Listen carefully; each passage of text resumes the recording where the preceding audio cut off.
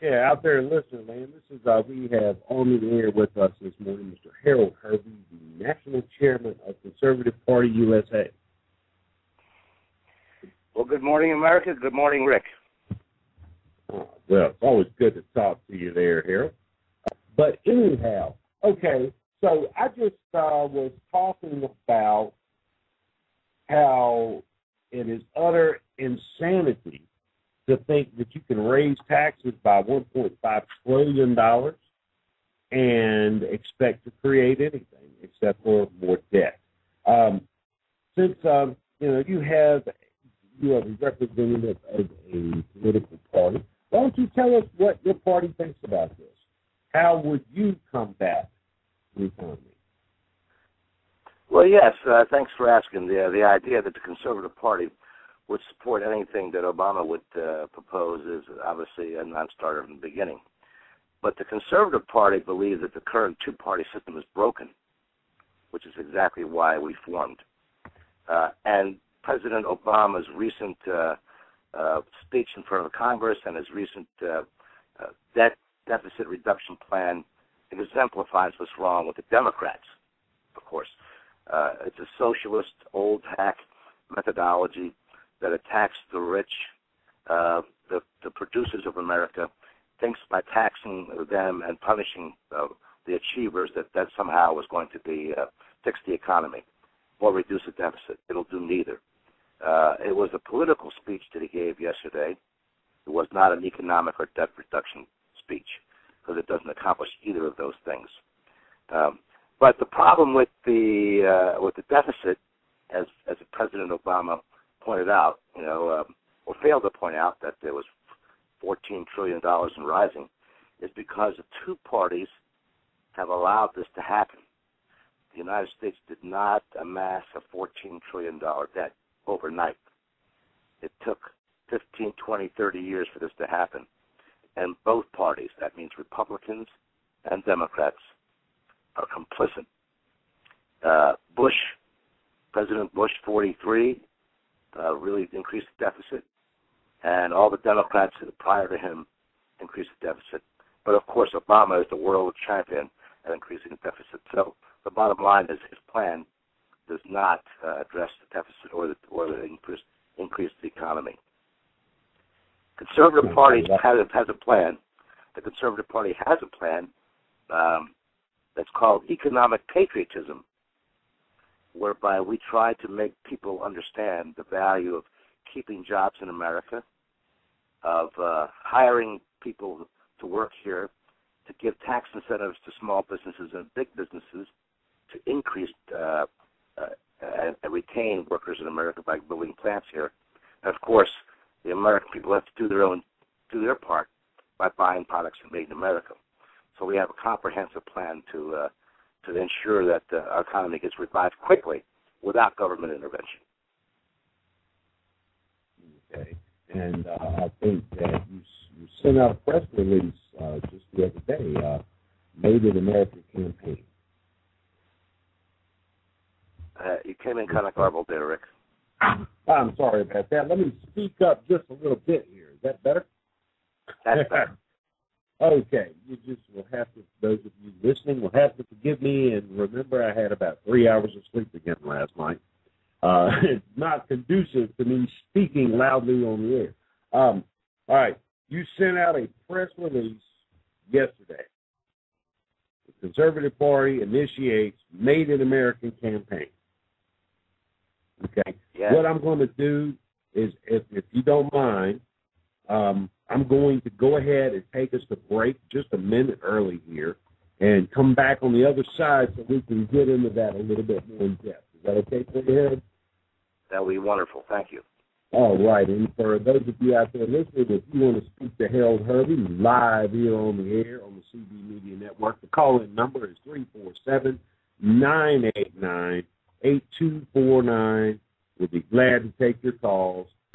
Conservative Brigade here on the CB Media Network with your host, the right-wing renegade, Rick Webb. And we are talking with Mr. Harold Hervey from the Conservative Party. And he is going to outline in a little bit more detail for us his latest press release with the Made in America campaign. Yes. Take it away. I guess that's my cue, huh? Mm-hmm. Yes. Well, the Made in America campaign obviously is self-explanatory. It follows on the heels of a concept that we proposed a month or two earlier called economic patriotism. And we feel that the only way America can survive in this hostile environment of the world, where all nations in the world are trying to compete with the United States, sometimes fairly, sometimes unfairly, and trying to unseat us as the economic powerhouse of the world. Sadly, other countries work in conjunction with their companies to better themselves, whereas American companies only worry about themselves and their shareholders and their upper management. So the economic patriotism had a number of components, the first of which is that the government should provide tax incentives for corporations to hire Americans in America. They should lower tax rules, tax regulations to eliminate the burdensome regulations that businesses have in America.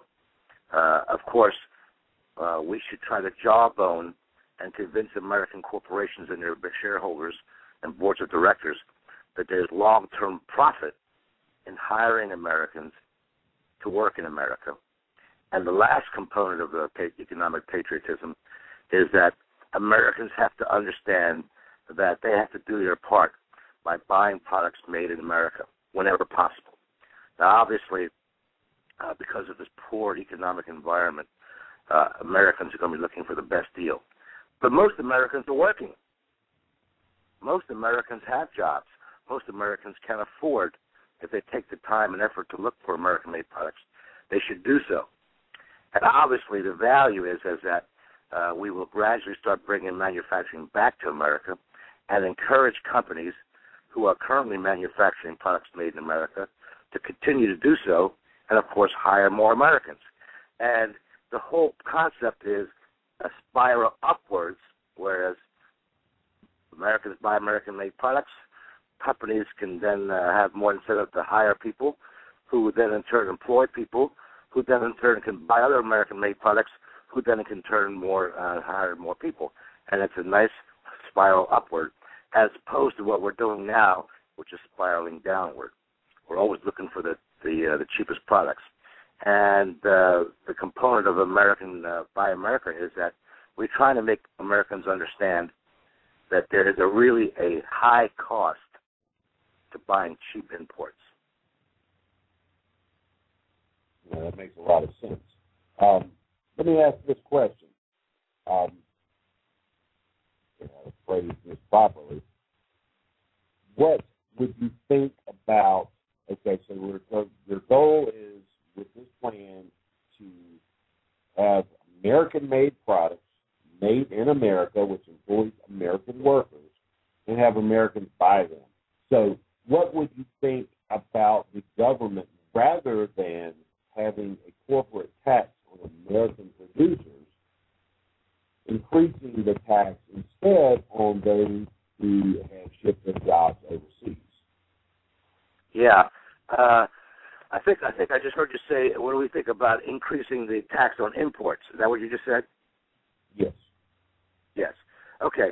That's not usually a good strategy because, this Buy American policy is not an isolationist policy. It's basically a survival policy for Americans.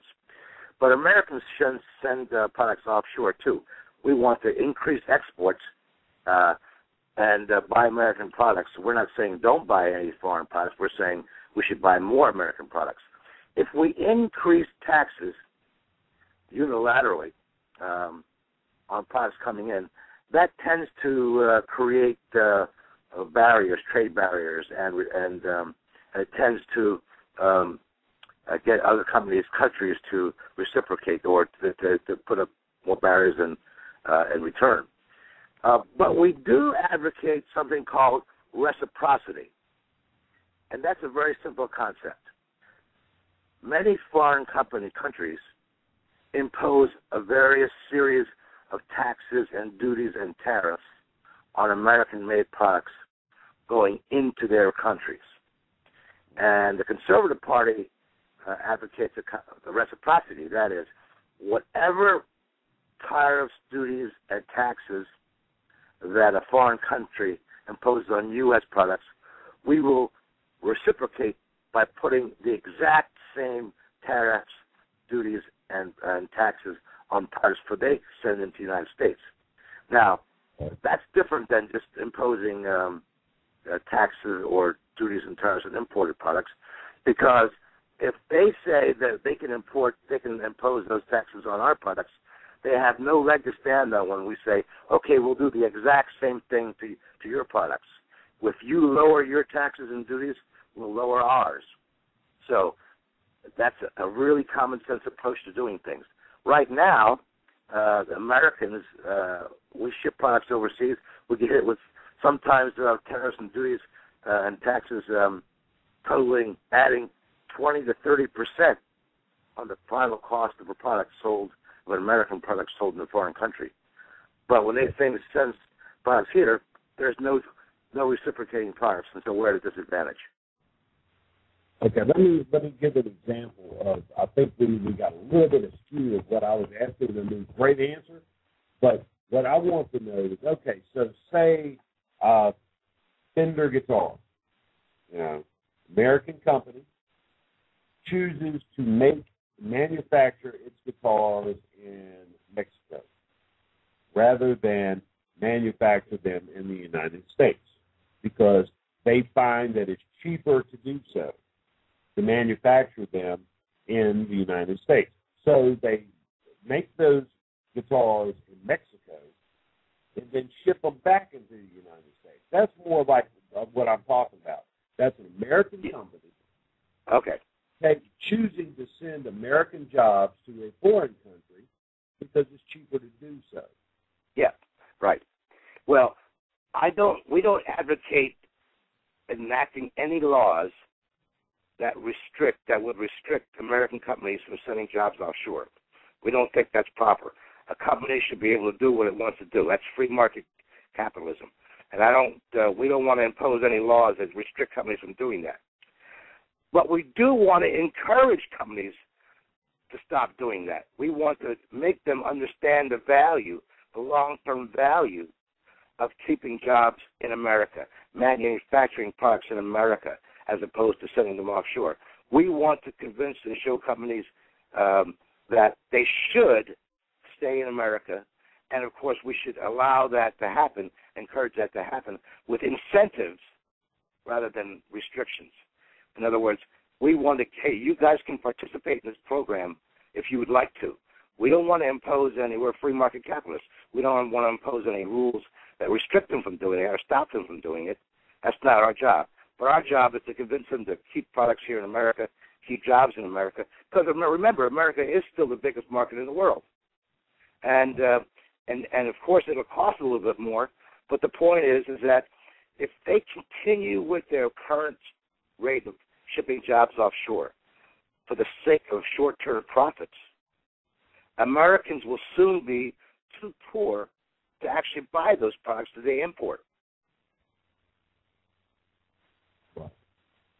They have to change their policy. I got you.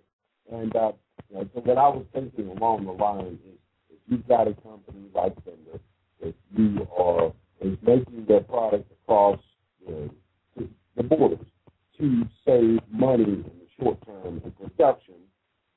Yes, American companies are using short-term thinking. They don't care. They don't understand the long-term detriment, the long-term harm that they're doing to this country. And so we want to show them by dint of patriotism, that's what it's called, economic